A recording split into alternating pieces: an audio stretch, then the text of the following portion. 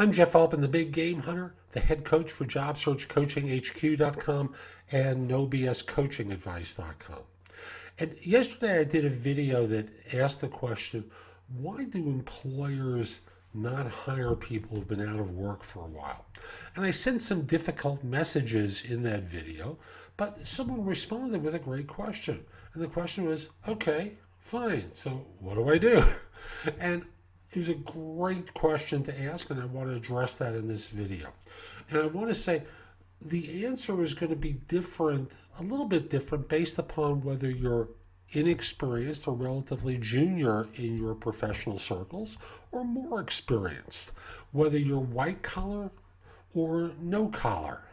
I'm not sure there's much in the way of blue collar these days. Actually, let me address blue collar in the course of this video. If you're less experienced, you basically have to go out there and talk to people in different sectors. You have to get in touch with temp agencies, understand what the skills are that are being sought, and if necessary, go back to school in order to learn those skills. If you're more experienced, if you're white collar, you may have to get on a plane and go somewhere to do the kind of work that you do. And I know that's not ideal, but if necessary, you do it. Temp agencies / consulting firms are an option for you if your skills are marketable in other parts of the country. So even if you've been out of work for a while, there's a way that your resume can address the fact that you have the gap, and you can, if you've done this legitimately, put the word consultant in there. Even though it's not a full-time job, you can indicate you've done consulting and talk about the kind of work that you've done as a consultant. But in terms of marketing yourself for the next position, the basic call to action is temp firms, getting on a plane, starting your own business, which I think is probably the least likely option, because frankly, if you had the capital to start your own business, you would have done it already. You may not think that way, but certainly now, if you've been out of work for a while, I suspect you've run through savings pretty quickly. But I would say get to a temp agency in your area that places people in the kind of jobs that you do. Talk with them about not just simply what jobs they have open now, but what they look for in a background for their clients. Get a human being really to talk with who has some experience, who can adopt you. And then from there, be flexible to what they want you to do. Don't just simply say, I'll use a New York example, I'll only work in Midtown Manhattan. Or I'll only drive 15 minutes from my home. Thanks. You're not going to find work. You're setting down barriers that will make it much more difficult for you. You need to start developing flexibility. Now, here's the other part. And this is the part, again, job hunters don't want to hear, but it's necessary to say.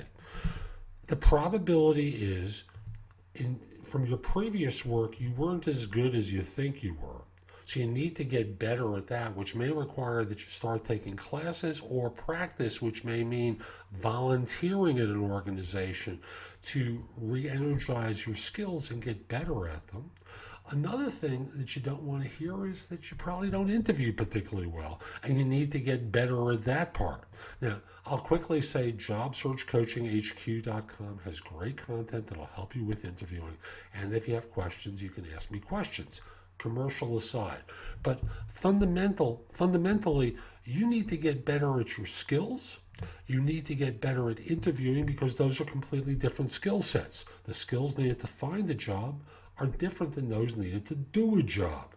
So you need to get stronger at those, and that requires practice and effort, and not just simply watching Netflix or being on your phone all day.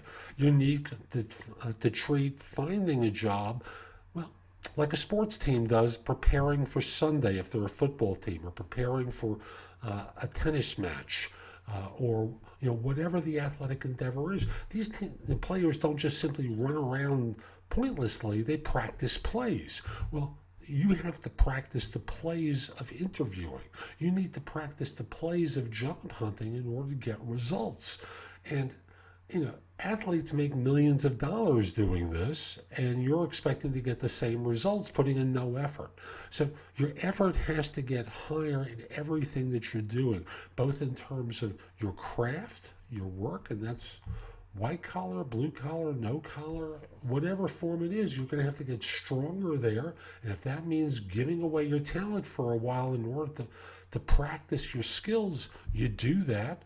You practice interviewing so that you get better at that. Have people ask you questions, give you feedback on how it sounds. And my dilemma about that is most of the people that you might ask for advice about that aren't the best to really, give you that advice. But if you can't afford a coach, then you work with what you got. Maybe the local unemployment office will have someone there who will take mercy upon you and give you that kind of support. But you need to practice interviewing. You need to practice your craft. You need to understand how what you do fits into your market area, and you need to become more flexible. This is effort. And I know in our modern times, people don't want to expend effort. But you've been sitting home for a while. I'm not going to judge how long it is, and you've been unsuccessful doing what you're doing.